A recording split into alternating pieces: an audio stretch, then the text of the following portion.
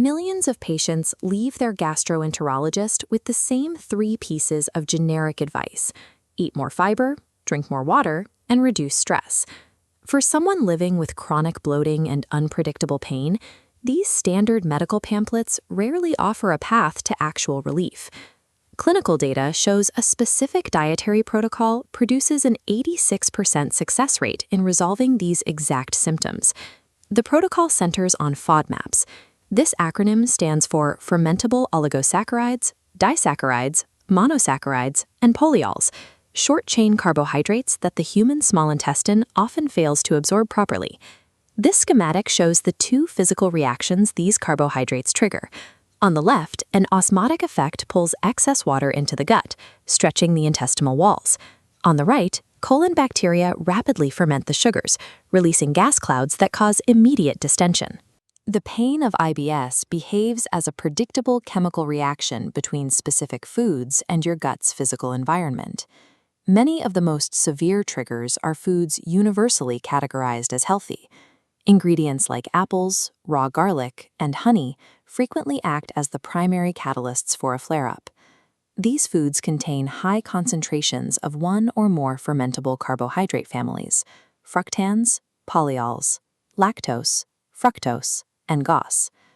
GOS, or galacto-oligosaccharides, are specific short-chain sugars found primarily in legumes and certain nuts.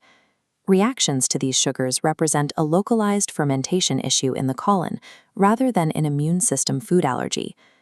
Identifying which of these 5 specific categories triggers your digestive tract is the first step to neutralizing the biological mechanisms behind chronic pain. Chronic gut issues often manifest as neurological symptoms. The vagus nerve connects the intestinal tract directly to the brainstem, allowing gut inflammation to manifest as brain fog, persistent anxiety, and fatigue. Once a patient cuts out triggers and feels better, they often make the mistake of remaining in the elimination phase indefinitely. This chart shows the risk of permanent restriction. Because many FODMAPs are prebiotics, nutrients that feed beneficial bacteria, indefinite avoidance causes a steep decline in microbiome diversity. Long-term restriction also leads to significant nutritional deficiencies. Patients staying in the elimination phase for months or years frequently record dangerously low levels of calcium, iron, and folate.